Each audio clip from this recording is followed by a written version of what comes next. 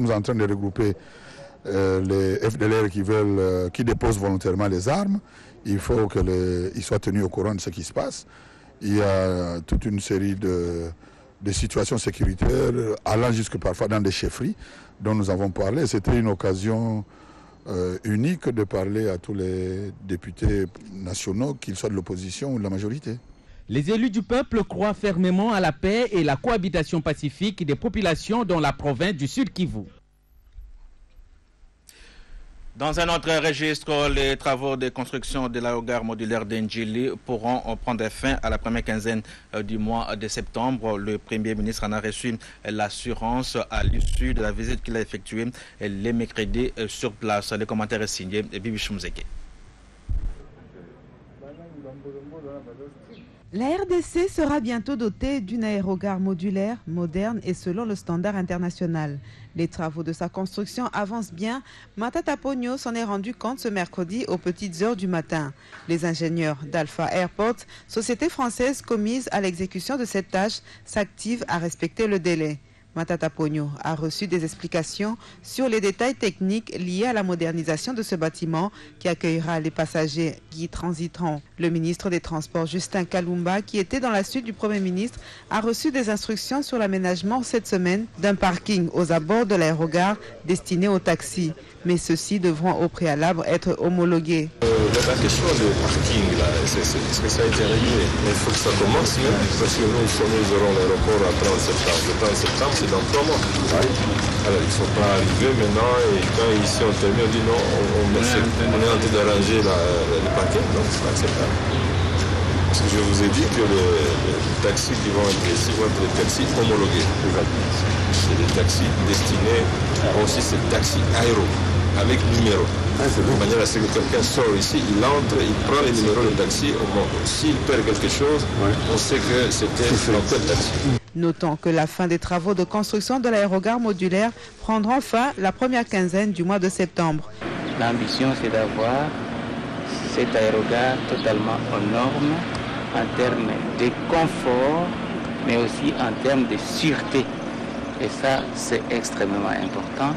La gestion sera de qualité et les services qui seront fournis seront de qualité. Visite terminée, le chef du gouvernement a pris son avion, destination Kolwezi-Okatanga, où il va procéder au lancement du deuxième tour cycliste du Congo. Et puis, le cimetière de Kinsuka, autrefois transformé en lieu d'habitation, retrouve son usage premier. Attendez l'accueil des repos des morts. Les lotissements anarchiques érigés sur ces sites sont en train d'être démolis jour après jour. Le conseil a été fait pour vous par Mireille Yenga et Baudry Matasoué. Adieu les bâtisses modernes qui encombraient le cimetière de Kinsuka. Ces maisons d'habitation qui ont été construites en plein siège des morts viennent de subir la loi de la destruction. L'opération de démolition débutée le week-end par le ministère des ITPR se poursuit. Même si a priori l'opération fait des victimes, le site du cimetière de Kinsuka n'a jamais été désaffecté. Ces lieux de repos des morts qui existent depuis 36 ans et demeurent encore opérationnels. Pourtant, ces environs et même ces parties centrales étaient littéralement inondés de constructions cautionnant ipso facto la cohabitation des vivants et des morts. Mieux, l'envahissement des morts par les vivants plutôt dépourvus de courtoisie envers les morts. Des caveaux étaient remplacés par des maisons et cela au vu et au su de tout le monde. En dépit de l'opération de démolition menée par la police pour chasser les occupants illégaux, ces derniers finissent toujours par revenir. Le ministère des Travaux publics a décidé de mettre fin à ces constructions anarchiques. Pour empêcher ces retours au lieu du crime, la police procède également par déraciner les arbres pour empêcher aux occupants de s'y abriter. Alors que plusieurs refusent de quitter le lieu, un peu plus loin, on continue à enterrer les cadavres. La population déplore cette situation et soutient la destruction de ces maisons envahissantes. Je soutiens cette initiative de démolir les maisons parce que je viens d'enterrer ma fille aujourd'hui et après 3 jours, on va construire une maison.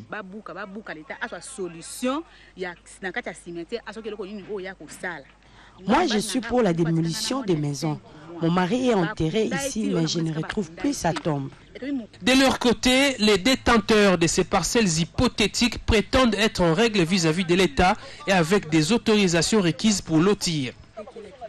Batu batekel biso mapango awawa ezali basoda na bakoutumiers ensemble. Ce sont les chefs coutumiers et les militaires qui nous ont vendu les parcelles. Nous sommes en règle, 17 ans.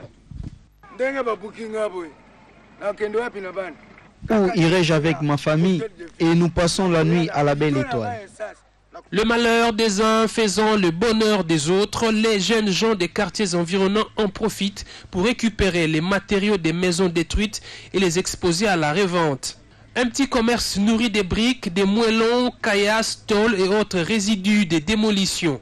Sur place, la destruction se poursuit à la grande déception des occupants concernés. La loi est dure, mais c'est la loi. En économie, une feuille de route sera élaborée pour bien mener les activités dans le cadre de l'appui au processus ITIE en République démocratique du Congo. C'est ce qui ressort de la journée d'information sur le processus organisé mercredi par les SENADEP et les cadres de concertation de la société civile. Le reportage est signé Abdul Soko et Vicky Moukeba.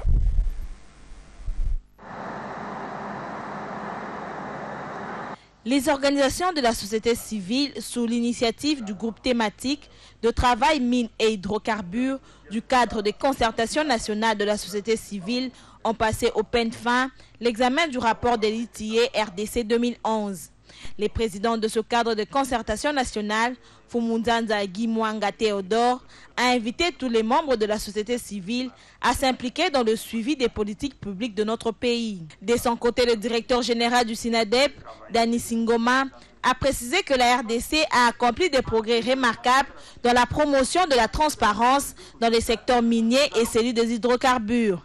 Après l'examen du rapport de l'ITIE RDC 2011, les participants ont indiqué que beaucoup de ressources continuent à échapper au trésor public. La société civile ne doit baisser la garde et doit redoubler de vigilance, continuer à critiquer de manière constructive les processus de mise en œuvre de l'ITIE RDC. Elles ont formulé des recommandations en vue de l'amélioration de la qualité de rapports produits chaque année pour qu'ils reflètent réellement ce que l'État a perçu et ce que les entreprises disent avoir payé. Son application dans l'obligation de respect des normes internationales à l'occasion des audits. Au gouvernement de la République démocratique du Congo, la mise en place d'un cadre réglementaire complet sur la transparence dans le secteur des ressources naturelles. Un choix de représentants présentant une expertise avérée dans le secteur des ressources naturelles afin de garantir une participation efficace de la société civile dans le processus. De leur côté, le programme alimentaire mondial, l'Organisation des Nations Unies pour l'alimentation et l'agriculture et les fonds internationaux de développement agricole ont été honorés pour le travail accompli dans la mise en œuvre de leurs activités en République démocratique du Congo. Les représentants de ces agences ont à ce sujet animé conjointement les mercredis une conférence de presse au siège de la FAO à Kinshasa. Fanny Anifaka Semwana et Dadi Wouba étaient là pour le compte de la RTGA et nous propose ces reportages. C'est pour honorer le travail que réalisent les trois agences du système des Nations Unies, dont le Programme alimentaire mondial, l'Organisation des Nations Unies pour l'alimentation et les Fonds internationaux de développement agricole en RDC, qu'un prix leur a été décerné le 6 juin dernier à Rome. Ces agences ont en commun la sécurité alimentaire des populations et jouent un rôle important dans la politique agricole de la RDC. Pour le représentant de la FAO en RDC, ce prix est une reconnaissance des efforts fournis, mais plus une invitation à toujours mieux faire et maintenir le cap. Les efforts de ces trois agences des Nations Unies sont régulièrement déployés dans la combinaison de leurs expertises dans les domaines de l'agriculture, du secours alimentaire et du développement rural. Ce consortium œuvre également dans la coordination efficace des appuis des différents partenaires techniques financiers au processus d'élaboration des stratégies et du programme de développement agricole. La FAO, le PAM et le FIDA ont ainsi pris l'engagement, selon les représentants du PAM en RDC, de poursuivre leurs efforts afin de parvenir au niveau optimal des synergies, d'efficacité et de productivité. Il faut souligner aussi que ces trois agences ont commencé à œuvrer avec le gouvernement congolais pour mettre en place un processus de concertation menant à l'élaboration d'une feuille de route commune sur l'amélioration de la gouvernance dans les secteurs agricoles. La chargée des programmes du FIDA en RDC a estimé que ce prix revient à tous les collaborateurs de ces trois agences des Nations Unies basées en RDC pour les efforts fournis dans la lutte contre l'insécurité alimentaire et la pauvreté rurale. Les équipes du PAM, de la FAO et du FIDA collaborent étroitement pour aider la RDC à assurer la sécurité alimentaire et le développement agricole, principalement dans les provinces du Nord et Sud Kivu, provinces orientales, le Katanga, le Bandundu, le Bas-Congo et les zones périurbaines de Kinshasa. Le prix d'excellence Travailler ensemble sur les terrains a été institué en 2012 par les chefs de ces agences basées à Rome, en Italie. Oui. On va à présent parler sport. Les coureurs étaient au rendez-vous les mercredis à Kolwezi et pour prendre part à la deuxième édition du Tour cycliste de la République démocratique du Congo. C'est le Premier ministre Matata Ponyo qui a donné le coup d'envoi de ce deuxième tour qui traversera 4 provinces, soit près de 1200 km. Retour sur cet événement grandeur nature avec Bibiche Mouzeke. Ça y est, c'est parti pour le deuxième tour cycliste international de la RDC dont le coup d'envoi a été donné ce mercredi au centre-ville de Kolwezi au Katanga. C'est le Premier ministre Matata Ponyo qui a lancé officiellement cette course à laquelle participent 90 cyclistes de 15 nationalités différentes, dont 18 coureurs congolais repartis en 3 équipes. La première étape va se courir entre Kolwezi et Likasi. Le départ a eu lieu sur le pont Lualaba en l'absence du meilleur congolais de la première édition, Doukwa Bumba. Le vainqueur de la première édition, Médéric Lène, est également présent à cette deuxième compétition qui passera par 4 provinces, à savoir le Katanga, la ville de Kinshasa, le Bandundu et le Bas-Congo, soit près de 1200 km. La RDC voudrait par ses équipes donner une nouvelle image du sport à travers l'organisation de ce deuxième tour. Il y a quelques années, il était quasiment impossible d'imaginer de lancer ces tours à partir de Kolwezi, qui est une ancienne ville minière. C'est un symbole d'unité, c'est un symbole de pacification, mais aussi un symbole de renaissance économique de notre pays. Et cette année, nous avons la conviction que nos cyclistes vont faire en tout cas le meilleur d'eux-mêmes pour se classer en ordre utile. C'est le souhait. En football, les mondiales brésiliens commencent déjà à livrer ses secrets. Hier, la Roja espagnole, équipe championne du monde, a été sortie de la compétition, battue par les Chili 0-2. Les amis d'Iker Casillas quittent ainsi la compétition après 2 défaites consécutives. De son côté, les Pays-Bas a validé son ticket pour les 8e de finale en disposant de l'Australie sur le score de 3-2 et victoire sans bavure et nette de la Croatie face au Cameroun 4-0. Aujourd'hui, le programme prévoit Côte d'Ivoire, Colombie, Grèce, Japon, Angleterre, Uruguay. Bien entendu, toutes ces rencontres sont à suivre sur les antennes de la RTGA Monde. On va terminer par cette page rose. Jacob Kitambwe, régisseur commercial à la RTGA Monde, s'est marié le week-end dernier. C'est désormais Elda Kamwanya qui va partager les moments de malheur et de bonheur avec lui. Le commentaire est signé Patrick Mpezo-Zanetti et Chims Kapangala.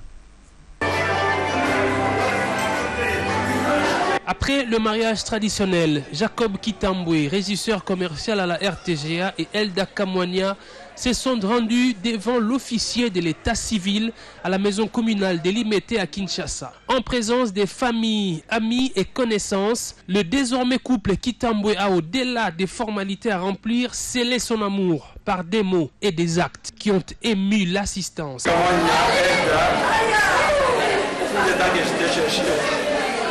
Voilà devant moi.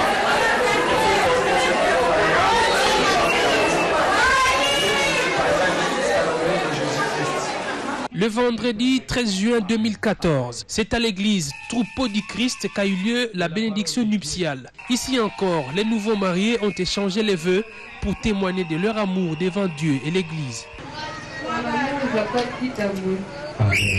Je t'aime beaucoup de tout mon cœur. Et je continuerai toujours de t'aimer jusqu'à la fin de notre vie. Amen. Les invités de Jacob et Elda ont été ensuite invités dans une salle des fêtes aménagée pour la circonstance. Les familles et les amis ont partagé la joie des heureux mariés. Les collègues des services de Jacob, eux, ont électrisé la fête.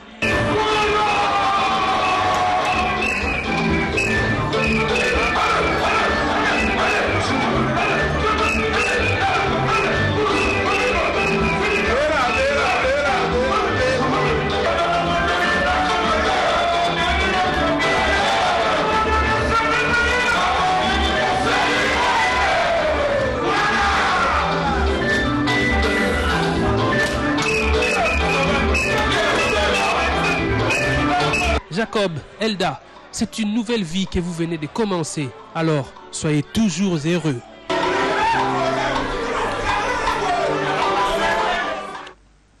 Voilà, heureux mariage au couple Jacob Kitambwe. Fin de cette session d'information où que vous soyez à travers le monde. Merci de nous avoir suivis.